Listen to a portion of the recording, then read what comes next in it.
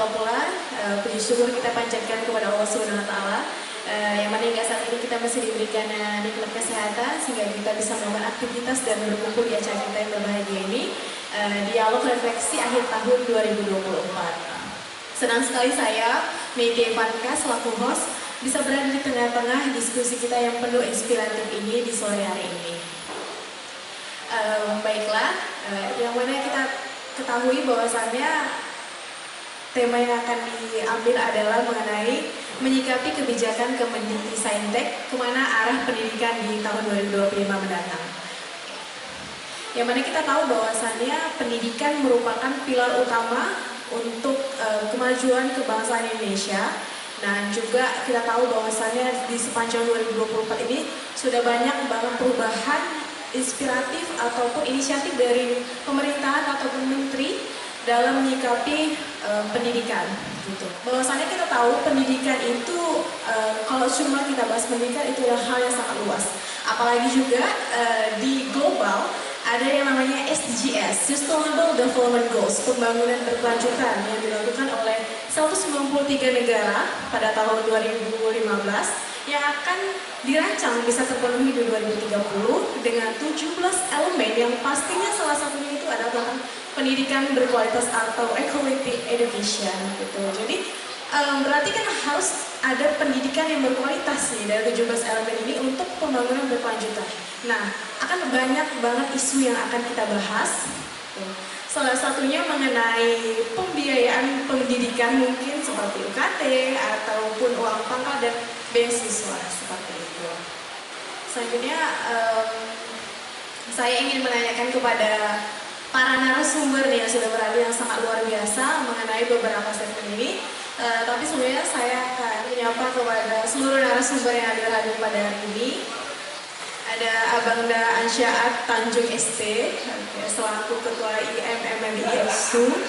Selanjutnya ada Edwan Syah Siagaan selaku Sekretaris Asosiasi Tokoh Mahasiswa Sumatera Utara. Selanjutnya ada Kakak Nur Hidayah SPD selaku Ketua Kopri PMII Medan. Dan ada juga Muhammad Revin selaku Presiden Mahasiswa Unimed. Dan juga Hans Hafiz Yasis Ketua Komisariat IMM Unsur. Mengenai pendidikan ini ada beberapa isu-isu pendidikan yang sering banget menjadi pembahasan ini bagi mahasiswa.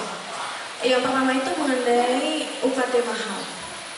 Mengenai UKT mahal untuk narasumber ini kan sudah memposisikan sebagai seorang mahasiswa, pasti sudah melewati hal tersebut mengenai pembiayaan pendidikan.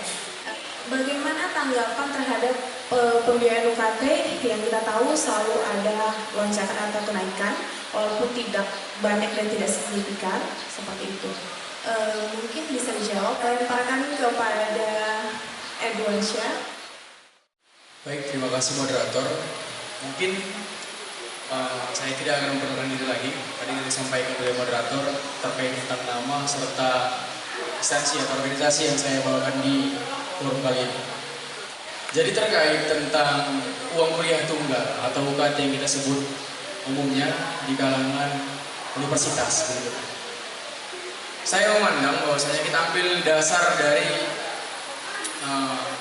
undang-undang, ya, undang-undang Cipta ada di poin D. Itu lapasnya begini. Biaya perkuliahan, simpelnya saya jelaskan begini. Biaya perkuliahan itu prinsipnya harus menegakkan yang namanya keadilan. Dalam arti sama rata. Terkait tentang ekonomi dan juga penghasilan dari beberapa keluarga yang ada di dalam rumah tangga tersebut.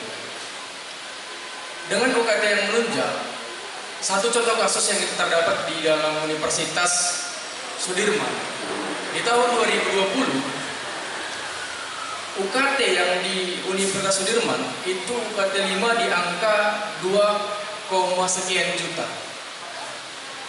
Dan di 2024 peningkatan UKT itu sangat signifikan, yang dimana di tahun 2020 senilai 2, sekian juta, kalau tidak salah 2,4 juta, sampai di 2024 UKT 4-nya itu sekitar 14, sekian juta. Nah ini kan adalah salah satu kenaikan yang tidak mengambil prinsip keadilan yang kita ambil dari undang-undang tersebut, kan gitu. Nah menurut saya yang terjadi saat ini di khususnya kalangan universitas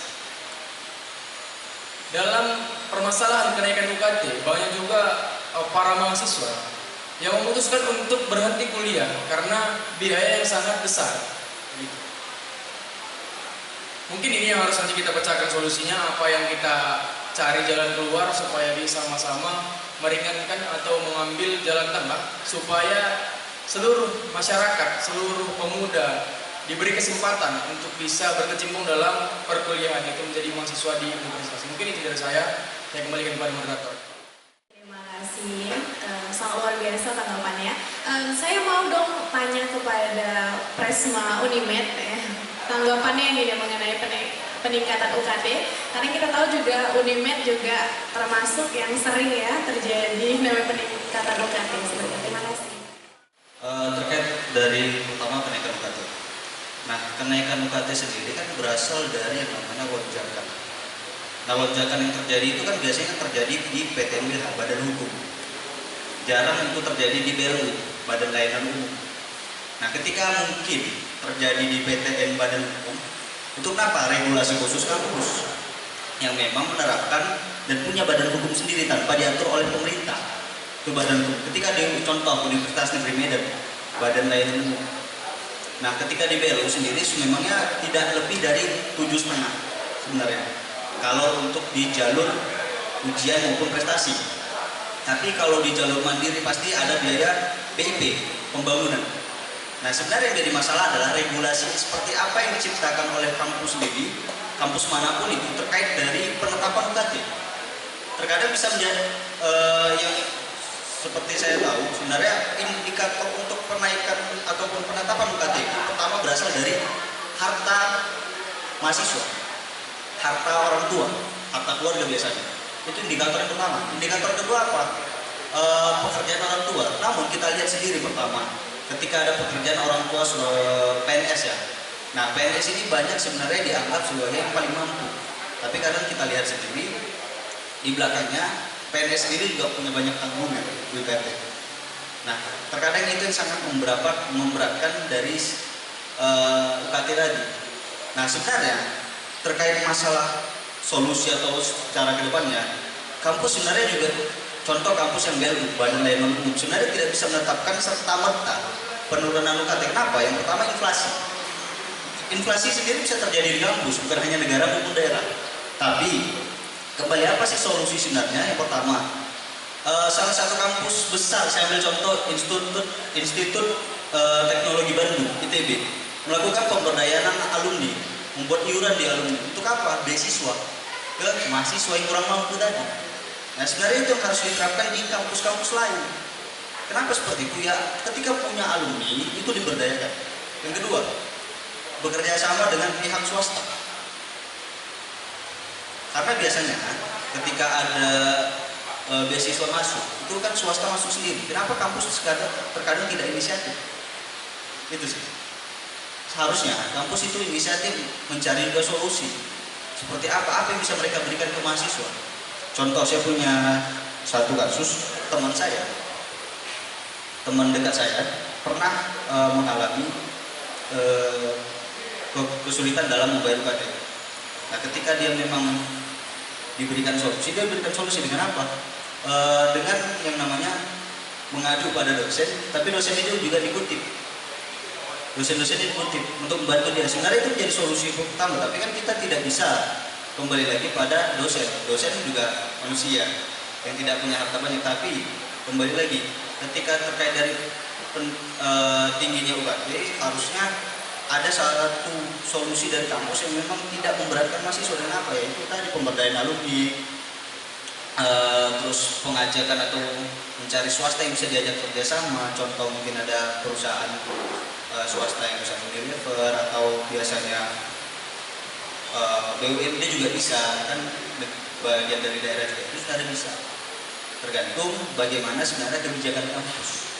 Biasanya kan kebijakan kampus itu terkait kerjasama bisa dari wakil rektor bidang kerjasama. Nah itu sebenarnya yang harus diperhatikan oleh kampus sedetail itu, supaya ketika masalah penundian UKT, kenaikan UKT seperti itu, tidak ada lagi yang namanya mahasiswa mundur. Seharusnya mahasiswa bisa maju dengan apa ya, dibantu dengan kampus, tidak serta-merta dia susah payah ke depannya. Jadi seperti itu sih pandangan saya, supaya ya ke depannya tidak ada lagi kata UKT tinggi tapi kampus nggak bisa ngapa-ngapain, terakhir mahasiswa yang mundur. Toh juga banyak kan kejadian tingginya UKT, mahasiswa tidak bisa bayar, banyak mahasiswa tarik diri dari kampus dan terakhir tidak kuliah. Itu kan namanya mematikan karakter, membunuh karakter. Itu yang harus dicarikan solusinya. Mungkin itu dari saya. Baik, terima kasih, sangat luar biasa. Tapi mungkin ada sedikit pertanyaan yang ingin saya tanyakan lagi. Karena seorang presiden mahasiswa gitu, pasti kan memiliki kedudukan yang tinggi gitu. Kalau berada di tengah-tengah mahasiswa gitu, solusi sebagai seorang presiden mahasiswa apa yang bisa diberikan selain hanya memberikan statement-statement? Yang pertama, saya selalu kadang membantu rekan-rekan mahasiswa untuk aju banding UKT. Aju banding UKT itu sebenarnya bisa di berbagai universitas. Tinggal kita lihat indikatornya seperti apa. Jangan dia yang orang tua mahasiswa mampu, tapi dia aju banding UKT. Belakangan juga sering saya membantu rekan-rekan mahasiswa UNED juga aju banding UKT supaya apa? Supaya dia tidak sangat terbebani. Itu yang bisa kita bantu. Seperti itu, Pak. Terima kasih. Selanjutnya saya ingin bertanya kepada Ketua IMM FEB UNSU, gitu. Karena kita tahu juga UNSU ini kan termasuk kampusnya orang-orang kaya, katanya kan seperti itu ya, yang orangnya elit-elit, dan juga kita tahu juga UKT-nya juga lumayan wow gitu ya. Bagaimana gitu tanggapannya mengenai UKT yang mahal ini? Seperti itu. Saya tersilakan. Saya tidak perlu perkenalan lagi mungkin.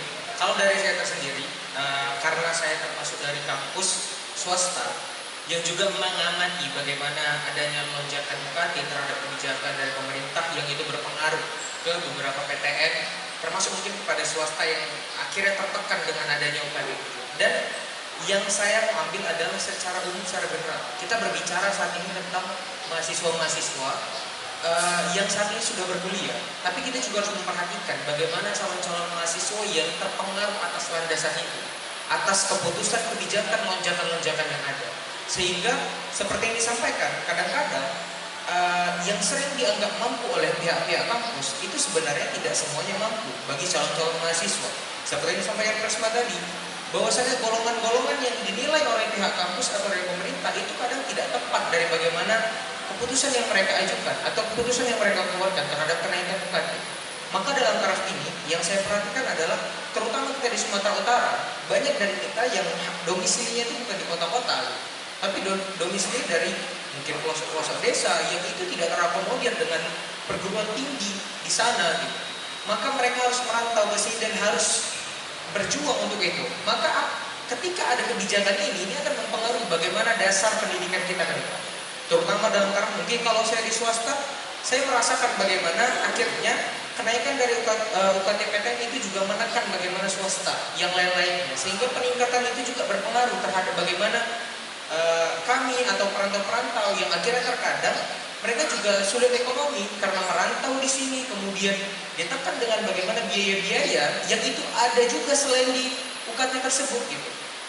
Jadi kadang-kadang kenaikan UKT ini juga menekan dari aspek-aspek pembayaran lain. Contoh mungkin pembayaran-pembayaran yang seharusnya kita bayarkan gitu. Karena itu sudah termasuk dalam UKT tersebut. Maka realisasi ini yang menurut saya kurang tepat dari bagaimana penaikan UKT yang diberikan oleh pemerintah atau kebijakan yang diturunkan, atau seperti yang disampaikan tadi bagaimana lembaga-lembaga hukum kampus yang itu menentukan bagaimana kenaikan UKT itu kadang tidak tepat. Yang saya pertanyakan, apakah pemerintah atau pihak kampus saat ini hanya memikirkan bagaimana ladang bisnis dari UKT tersebut, atau memang memikirkan bagaimana landasan kecerdasan anak-anak muda ke depan? Apa yang selalu kita gaung-gaungkan tentang generasi emas 2045 dan segala macamnya, apakah itu menjadi landasan untuk mencerdaskan bagaimana anak-anak, bagaimana kita remaja-remaja dan mahasiswa untuk bisa berkuliah? Maka kadang-kadang saya juga aneh gitu dengan pola pikir yang menyatakan bahwasanya UKT ini tidak akan mengganggu mahasiswa-mahasiswa yang tidak akan menggagalkan mahasiswa yang mau berkuliah. Itu sempat disampaikan oleh Nadiem Makarim saat mau merumuskan bagaimana kenaikan UKT tersebut. Maka kalau kita analisis lebih dalam, maka hal ini akan lebih dalam lagi bahwasanya yang terdampak bukan hanya kita yang sebagai mahasiswa aktif, namun calon-calon mahasiswa nantinya yang harus terpressure atau yang tertekan karena apa? Karena kenaikan dari UKT tersebut yang tidak sebanding dengan kenaikan ekonomi, tidak sebanding dengan kenaikan mungkin ada mereka yang bekerja di sini, pendapatan mereka yang itu memenuhi bagaimana kebutuhan kuliah mereka. Itu juga harus kita pikirkan. Selain kita memikirkan bagaimana lingkup kita secara berteman di perkuliahan, kawan-kawan kita di perkuliahan, maka landasan generasi bangsa juga ditentukan. Nah, kadang-kadang ini pun tidak berbanding terbalik dengan bagaimana peningkatan kualitas dari PTN dan PTS di Sumatera Utara terutama. Kadang-kadang kenaikan UKT tidak menunjukkan fasilitas yang lebih bagus juga. Kadang-kadang kenaikan UKT yang sampai saat ini belum bisa membuktikan bahwasannya taraf kualitas pendidikannya juga tidak naik atas hal itu. Malah kadang-kadang lebih banyak monoton dan terus terukir seperti itu saja sebagaimana yang dirancangkan setiap tahunnya dan berulang-ulang. Maka kalau saya ambil kesimpulannya, kenaikan UKT dari kebijakan apapun, bahkan yang itu berpengaruh pada kita semua, itu bukanlah hal yang menjadikan landasan atau menjadikan pola pikir untuk tujuan mencerdaskan kita semua atau memasukkan kita semua untuk bisa berkuliah. Tapi itu salah satu kebijakan atau keputusan juga yang bisa menjebak kita atau mengkerangkeng kita atas sebuah lilitan ekonomi terhadap tuntutan kita mau belajar, tuntutan kita untuk menjadikan negara dan bangsa ke depan seperti apa. Jadi saya di PTS juga dan teman-teman yang ada di PT dan PTS, saya rasa itu sangat-sangat menjadi keresahan yang sangat luar biasa bagi kami. Karena ada kebijakan naiknya UKT, karena ada kebijakan pressure-pressure tersebut terhadap kami semua. Jadi mungkin itu yang saya sampaikan. Di balik kenaikan UKT pasti kan ada fasilitas yang diberikan gitu. Apalagi PTS itu kan kalau untuk fasilitas jauh lebih memadai daripada PTN gitu. Bagaimana dengan itu gitu? Kalau mengenai fasilitas, saya rasa itu kembali lagi dengan bagaimana yang disampaikan Presma tadi tentang bagaimana kebijakan dari masing-masing kampus. Nah, kenapa tadi saya mention hal seperti itu atau saya senggol seperti itu? Karena apa? Karena saya rasa dengan kenaikan UKT yang sudah terjadi saat ini, itu harus menuntut juga bagaimana fasilitas-fasilitas yang ada. Jadi saya rasa kalau kita banding-bandingkan dengan masing-masing kondisi kampus saat ini, saya rasa masih ada sisi-sisi nggak worth it atau tidak cocok dengan bagaimana UKT kita yang masing-masing kita berbeda kan begitu. Dan masing-masing saya rasa sesuai dengan UKT, saya masih bisa menjamin ada beberapa fasilitas yang juga menurut kita ini kurang terpenuhi. Seminimal mungkin dan sepenting dari bagaimana kurikulum dari belajar kampus tersebut, bagaimana fokus center dari pembelajaran yang diberikan oleh dosen-dosen yang ada, ataupun dari bagaimana silabus yang diberikan oleh kampus, itu juga salah satu hal yang menjadi fasilitas bagi kami, fasilitas bagi mahasiswa-mahasiswa sekalian.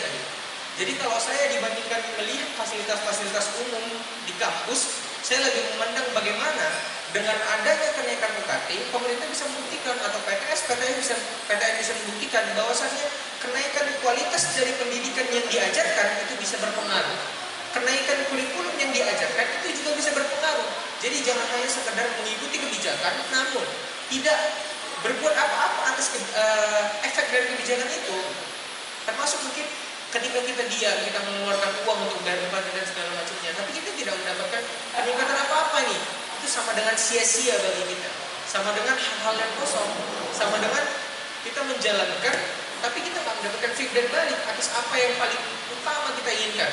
Pertama adalah hal tentang kualitas pendidikan yang paling pertama, tentang bagaimana susunan kurikulum dan susunan pembelajaran terhadap kita. Baik, terima kasih. Sangat luar biasa ya pertanyaan jawabannya. Selanjutnya saya mau bertanya nih kepada Bang Ansyar gitu, mengenai pengalamannya gini selama kuliah, kenaikan UKT apalagi di teknik usul ya kan. Coba baikkan. Baik, terima kasih kesempatan yang diberikan kepada saya untuk menjawab pertanyaan dari host kita, dimana terkait dengan UKT-nya.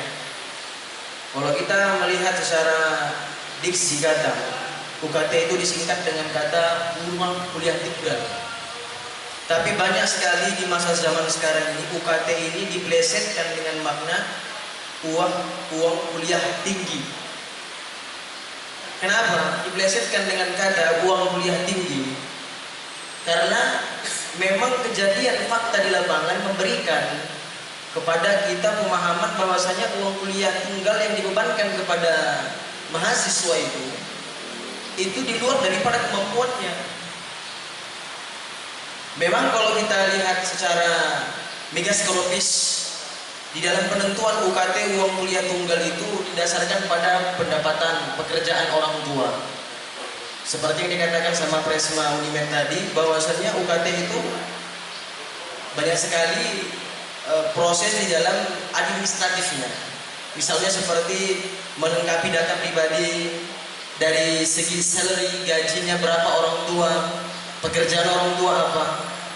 Dan nanti ketika itu sudah dikumpulkan seluruh datanya, lalu ada tim yang digunakan sebagai pembanding untuk dijadikan nama-nama ini lulus tidak, dia masuk pada golongan berapa UKT ini. Ada golongan 1, golongan 2 sampai golongan 7 mungkin ya. Tetapi berdasarkan fakta di lapangan, UKT yang semakin tahun ke tahun dia semakin tinggi, justru memberikan titik memberatkan seorang mahasiswa untuk mengenyam pendidikan di perguruan tinggi negeri. Jadi beberapa literatur artikel yang saya baca, bahwasanya uang kuliah tunggal ini dia semakin naik itu dipengaruhi sama oleh inflasi. Kalau kita berbicara tentang inflasi secara etimologisnya itu berasal daripada bahasa Yunani yang artinya adalah influere. Influere ini adalah artinya membengkak, menggembung atau meningkat. Jadi dengan pengaruh inflasi yang terjadi pada kehidupan masyarakat khususnya di Indonesia ini mempengaruhi juga uang kuliah tunggal yang ditekankan atau yang dibebankan kepada mahasiswa. Yang nanti ini tujuannya memberatkan mahasiswa itu sendiri. Banyak kita lihat mahasiswa semester 1, semester 2 dia mungkin awalnya semangat berkuliah, tetapi dengan UKT yang dibebankan kepada dia ini tidak sesuai pada tupoksi yang diberikan, terbeban pikirannya, terbeban pribadinya dan keluarganya. Mungkin kalau kita berbicara tentang data, di satu keluarga itu mungkin dia punya anak 3, 2 ataupun lebih daripada itu. Kalau mungkin anaknya itu salah satunya kuliah, oke, tapi bagaimana ya anak yang kedua dan seterusnya? Itu justru memberikan titik berat kepada mahasiswa. Dan ini adalah suatu sistem yang bisa dikatakan the stupid system. Ini sistem pembodohan sebenarnya, yang dimana kita diasuransikan oleh pembuat kebijakan di negeri ini untuk membodoh-bodohi kita. Membodoh-bodohi apa? Kita mengikuti persyaratan-persyarat atau syarat-syarat yang kita penuhi untuk mendukung kebijakan-kebijakan yang telah mereka perbuat. Ya siap tidak siap, mau tidak mau, kita harus mengikuti. Kenapa? Karena ini bagian langkah-langkah yang sudah menjadi era dari 4.0 masuk kepada 5.0. Kita tidak pernah terlepas daripada jejak-jejak zaman feodalisme, zaman-zaman feodal. Bahwasannya dulu kita dijajah sama Belanda, dijajah sama Jepang. Sekarang kita dijajah sama orang-orang yang satu bangsa dan negara dan kita sendiri, sama-sama pribumi. Tetapi mereka bersembunyi di balik daripada kata corruption, collusion, and nepotism. Kenapa? Karena anggaran yang sudah tercantum di dalam APBN, anggaran pendapatan per negara untuk perguruan tinggi negeri ini, kalau tak salah itu adalah 6,6 triliun rupiah. Tetapi yang sudah dikucurkan kepada Kemendikbud, Kementerian Pendidikan dan Kebudayaan, Kemendristek, itu sebesar 98,9 triliun rupiah. Kalau kita mengkalkulasikan atau mengkomparasi dari segi data yang sudah dipaparkan kepada kita, mungkin mahasiswa-mahasiswi yang berkuliah ini tidak lagi dibebankan UKT untuk mereka. Kenapa? Karena dengan nominal yang begitu fundamental, nominal yang begitu sangat besar nominalnya, itu bisa meminimalisir untuk UKT yang cukup tinggi yang ditekankan kepada mahasiswa. Itu sekarang masalahnya. Jadi penyebabnya itu bisa dikatakan ya karena inflasi yang pertama. Yang kedua karena alih-alih mereka mengatakan untuk beban biaya operasional kampus. Banyak pembangunan dilakukan, pembangunan gedung ini, gedung itu, pembangunan ini, pembangunan itu. Tetapi bisa dikatakan itu adalah the bullshit of the fact. Itu adalah suatu fakta yang kebohongan yang ditutupi dengan apa? Dengan fakta-fakta yang memberikan manipulatif kepada publik. Itu dia, manipulatif kepada publik. Jadi kita di sini sebagai kaum intelektual, sebagai kaum akademisi, mungkin saya dari USU, dari UNIMED, dari UIN, dari UNSU, kita di sini diajak untuk berpikir. Ya, kenapa? Ketika kita ini mampu berpikir segala sesuatu yang mampu menyelesaikan masalah ini, mungkin kita bisa dikatakan sebagai apa? Sebagai kaum akademisi yang mampu menyelesaikan permasalahan yang sedang terjadi pada masa sekarang ini. Kata Aristoteles, kita ini adalah politikon. Kita ini binatang yang sedang berpolitik sebenarnya. Binatang yang berpolitik. Tetapi bagaimana kita menempatkan posisi kita sebagai mahasiswa untuk menyikapi keadaan ini agar kiranya nanti pemerintah mampu untuk memberikan kebijakan-kebijakan yang baik, yang sangat memberikan manfaat dan tidak juga memberatkan mahasiswa. Mungkin seperti itu tanggapan dari saya. Terima kasih banyak. Selanjutnya Kak Nur Hidayah yang sudah alumni dari UNUSU. Bagaimana tanggapan Anda gitu, selaku mahasiswa yang sudah menggelar sarjana pendidikan gitu kan, apalagi berarti udah tahu betul mengenai pendidikan gitu. Bagaimana tanggapan Anda mengenai UKT yang terus melonjak naik gitu? Tapi kan kita tahu juga pastinya di beberapa kampus memiliki kelonjakan naik UKT yang berbeda-beda nominalnya.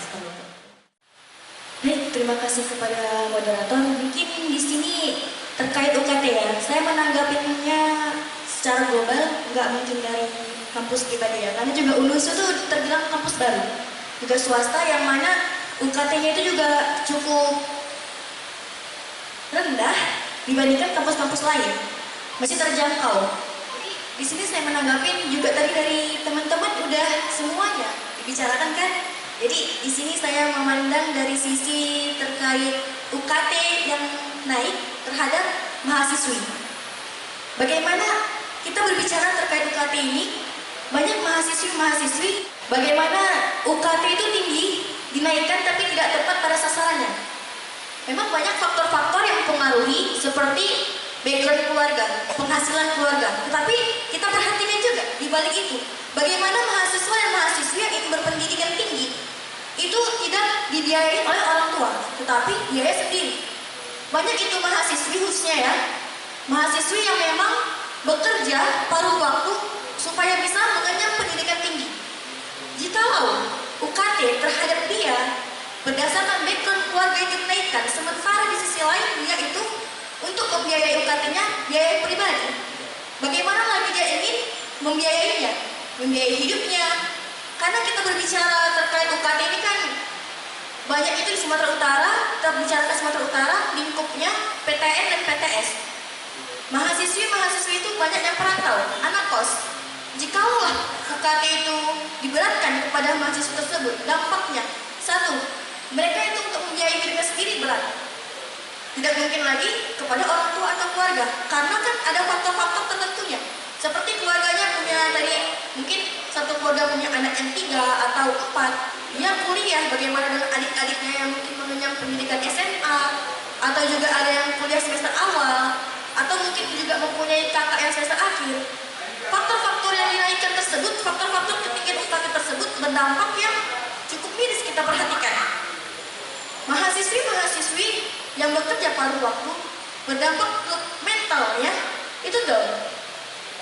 banyak juga mahasiswi-mahasiswi yang putus sekolah di pendidikan tinggi.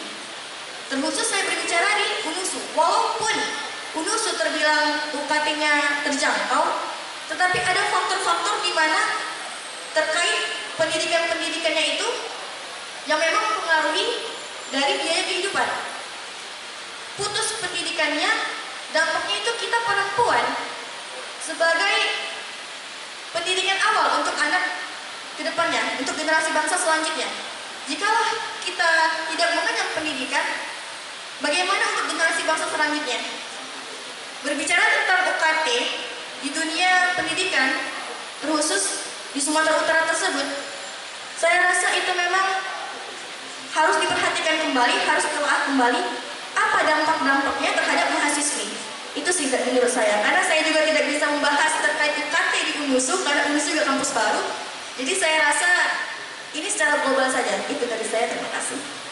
Sangat luar biasa sekali statement dari seluruh narasumber mengenai kelonjakan UKT, dan pastinya salah satunya juga mengenai inflasi dan juga kebijakan dari setiap kampus mengenai kenaikan UKT tersebut. Sepertinya harapan ini juga isi hati yang terpendam yang disampaikan gitu. Statement dari saya, dari seluruh narasumber yang sangat luar biasa sudah memberikan statement-statementnya, akan saya jadikan sebuah quotes gitu. Jadi saya nggak mungkin bisa menyimpulkan satu-satu, tapi saya jadikan aja kesimpulan ini sebuah quotes. Quotesnya adalah, kesuksesan itu ketika kesempatan bertemu dengan persiapan. Kita nggak akan pernah tahu kapan kita akan menjadi sukses, kapan kesempatan itu datang. Tapi persiapan dan kesiapan kita bisa prepare dari sekarang. Jadi ketika kesempatan itu datang, kita sudah siap dan akan menjadi sukses. Jadi diharapkan apapun yang kita kecimpungi di negara ini, baik itu tenaga pendidik ataupun dari tokoh masyarakat ataupun bahkan ustadz sendiri gitu, apapun yang sudah dipersiapkan, semoga di kedepannya ini bisa menjadi